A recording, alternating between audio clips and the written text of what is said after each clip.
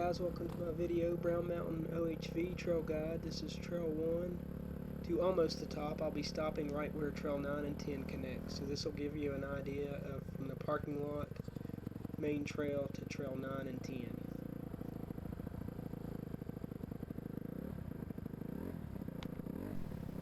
This is a look back on the parking lot so you can get an idea.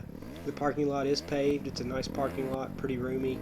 It's got slanted spots you can pull into. It does have a turnaround, although people like to block it when it's really busy for some reason. Alright, here we go off on the trail here. And also, as you're coming into the parking lot, just as a heads up, it is about a 2-mile dirt road. So you'll turn off the pavement onto the dirt road and then end up back on the pavement. So be sure you don't wash your truck before you do the ride. Make sure you go after. It is a nice wide trail.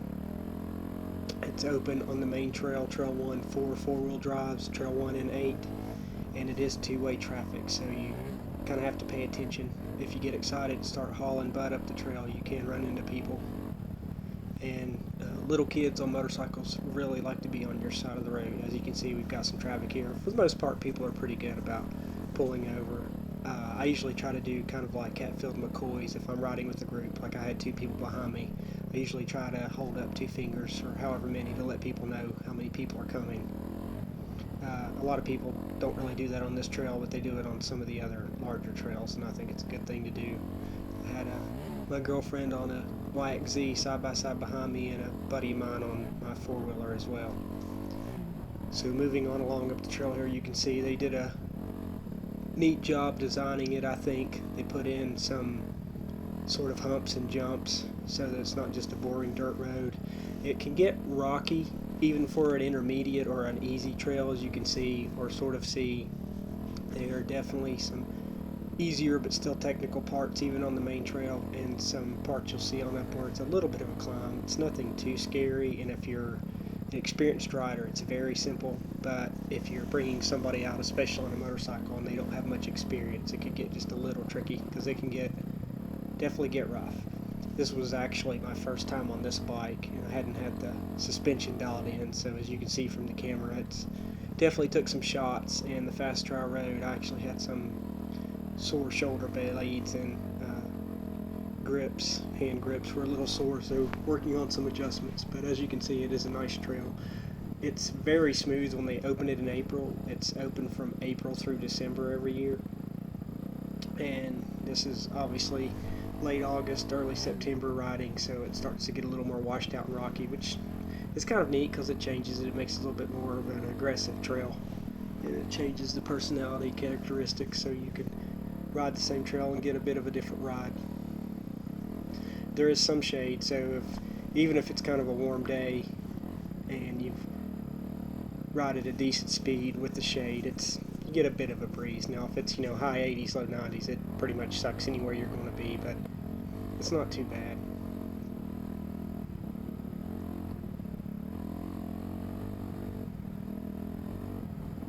This is the main trail, so this is the way to offshoot all the other trails. At the very beginning, if you want to rewind it, you could see to the left was Trail 1A. This is Trail 1. It's a long, almost hour to 2-hour ride, depending on your pace, up to the top of the mountain that way, and it even branches off to a Trail 2. And at the bottom there is where Trail 9 comes out. And Trail 9 you'll see at the very top of the hill. It's Trail 9 and 10 branch off to the right. You'll see up Trail 6, 4, and 8 are all to the left of this trail. The last time we rode, we ran into a lot of people that had come here for the first time and were kind of trying to figure out their bearings. There are small trail markings when you start on the trail that are almost like you'd see at a ski slope or a hiking trail that give you the difficulty level, but after this trail starts, you won't see another sign, so it's really kind of difficult to get lost. You can always just turn around and come back to the main trail, and most of the trails do come back to the main trail, or actually they all do eventually, but some would take longer than others. But it's good to have an idea of where you're going or pick out your route before you start on the trail. Look at the map. And like I said, if you get off an offshoot and you're not sure, you can always just get back on this main trail, and if you're going downhill, you're headed back to the parking lot. It's pretty simple. Most of the jumps, as you can see here, they're actually cut more to be more fun hitting when you come back down. So as you're going up, if the first time you may think these jumps are awfully short, but on the way back they've got much more of a slope to them and are a lot more fun. You can catch a bit of air, especially on a four-wheeler. Not quite as much on a motorcycle because of the better suspension, but on an ATV you can get more air than you think. And if it's on a heavier ATV, you definitely want to make sure you're preloading your suspension, or you can get some surprises. But as you can see, I'm catching a little bit of air here, and I'm really trying to stay to the right side of the trail, especially on the blind curves, because you don't want any surprises. If somebody else hauling tail down the trail on your side. This way I usually try to pay attention if something happens, especially if it's somebody, a kid. I just stop and let them kind of pick their line instead of both of us taking the chance of choosing the same direction.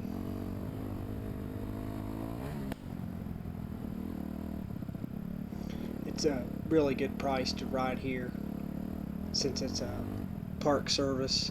You can camp for free. They've got about 5 or 6 sites, first come first served. It's $5 for a day pass, or all of $30 for a season pass. So if you get the season pass, ride more than 6 times in a year, you've got a good deal. But even if you just buy $5 at a time, it's hard to beat. Season pass is just a little sticker, and the daily pass is a sort of a long skinny sticker that you wrap around the handlebar. And you've got several places to buy them as you come in. There's a really nice convenience store that sells gas in Collettsville, real friendly people. And there's also a small country store right outside the trail. No gas, but they sell parts, snacks, are also friendly. And then on the other end of the road, if you come in from the Morganton side, there's a small gas station there. And on that side, it's very convenient because there are several campgrounds. So if you're there, summer and fall, maybe you've got family that don't want to stay right at the park since there aren't any amenities, you could easily trick the family into coming to camp for the weekend, and you can sneak off and get a ride or two in, or bring the family to the nice campground and come down and ride. There's a bit of a landmark there, that huge rock. People, of course, if there's a big rock, people have to spray graffiti, but that kind of gives you a marker. You're probably about a third of the way up when you hit that.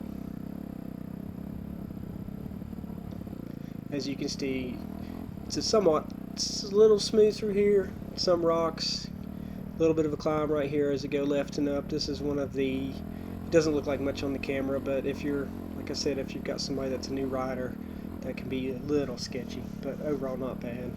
Coming up on a few more jumps and coming up on some straight stretches. And you just never know, like coming up here, this guy just happened to break down out of nowhere, so if you were just really rolling and you came up on somebody, that could be tricky. But everybody's pretty friendly. Like that guy was encouraging our group, everybody, to come by and do a spin out.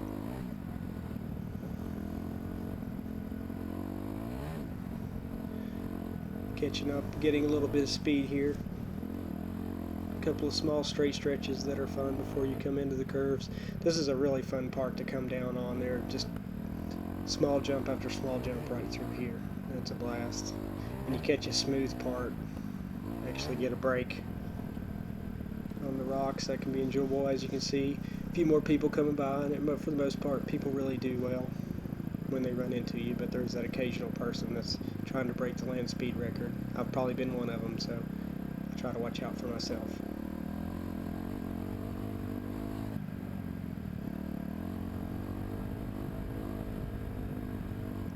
This is a really fun park, especially the longer trails that I'll put some videos up on. Trail 1, like I said, it goes out to the left of the start. It's a really long technical climb.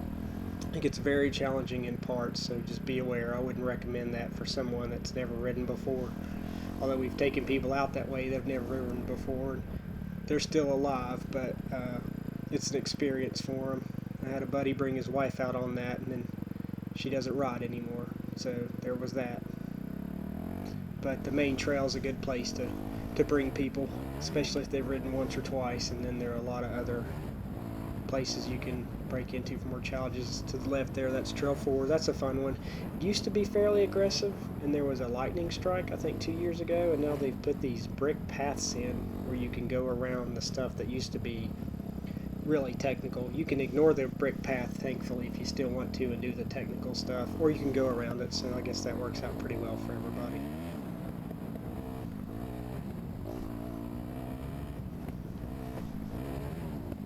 you have to watch there at Trail 4. I think there's some single track there as well. Like I said, this is my first time here with this bike. I've not been on the single track before. I've mostly been here on ATVs and side-by-side, so I'll have to check that out. I can't speak to that yet, but hopefully we'll have a video for that coming soon.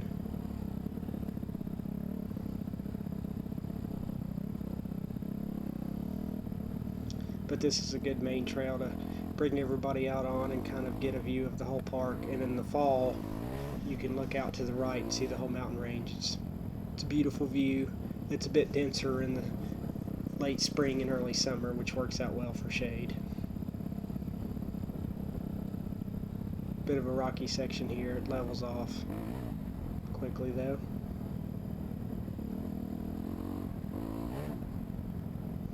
And if you don't want to wait, you can fast forward towards the end to just kind of get an idea what it looks like when you're getting near the top. Nice little jump there. You can catch some air on it. So you can see this guy's waiting, and there you go, see me. He had a kid with him, so I made sure to let them know how many people we had. So side-by-side takes up a little bit more room, but no problems there. It's kind of funny, you sort of run into the same people after a minute. You start recognizing them.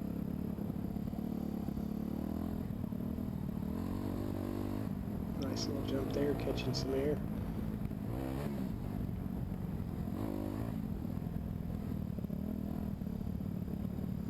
The other nice thing about how you can get on the main trail and go back is if you ride for an hour or two and want to take a breather or get back there, they've got a picnic shelter so you can pack a lunch or go back and get some drinks. You'll see guys bring the canopy tents.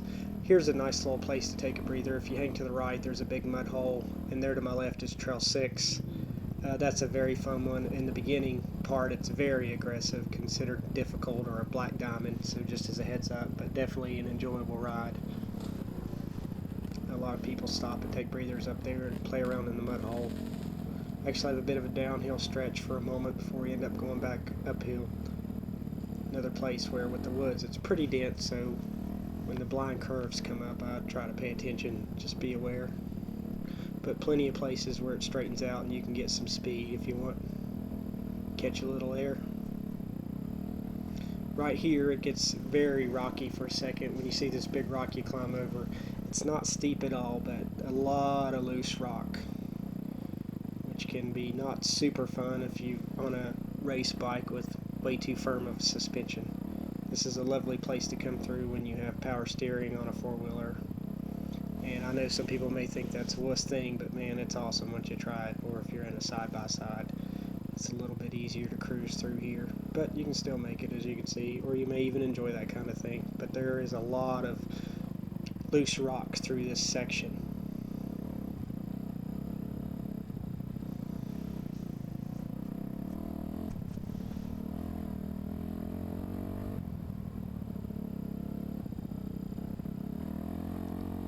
It's also the dirt's so fine, it's almost sandy, especially there in the very first part of the trail. So just as a heads up, if you're coming through those turns aggressively and really get on the throttle, especially on a motorcycle, you're going to get some spin action, and you can easily catch a rock and spin, and you get a nice surprise with the rear end trying to go out from under you. Not so much a problem on a four-wheeler, of course, but things to be aware of.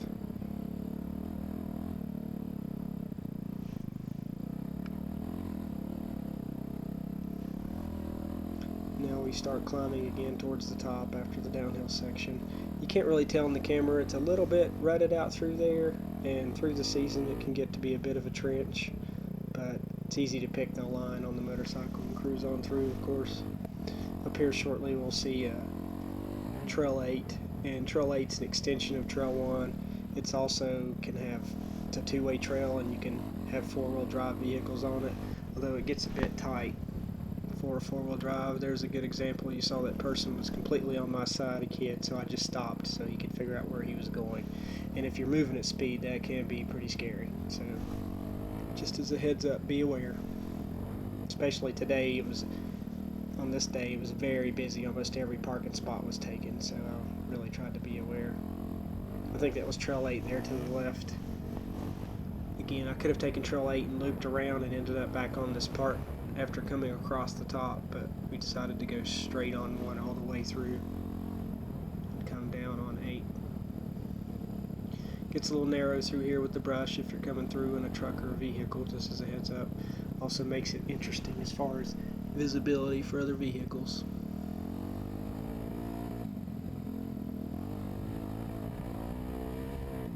As you can see, they did a great job with the landscape and working in the trail with the natural rock.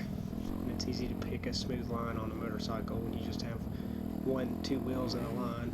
Nice little air there. It is almost a reward to catch some of the smoother sections. You can really pick up some speed, take a breather.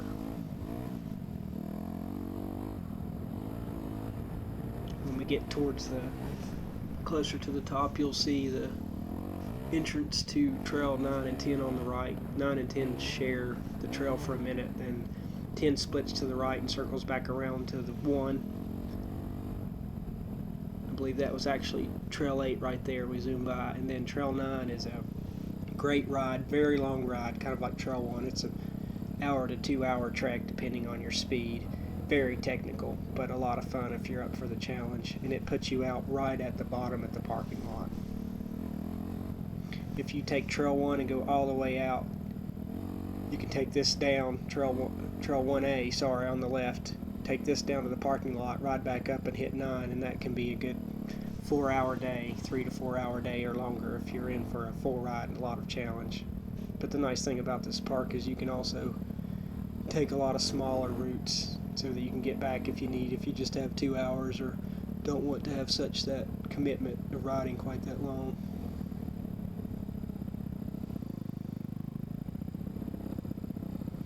Lots of surprises, so if you're really riding at speed, you never know when you might come up on a quick drop off, like right there. That was not that bad, but it's a 1.5 to 2 foot drop off that could be problematic if you're not experienced or if it just even caught you off guard. So definitely a good thing when you're riding the rocky terrain to be able to get your weight back, get that weight off that front tire so that if something happens, it's not quite such a surprise.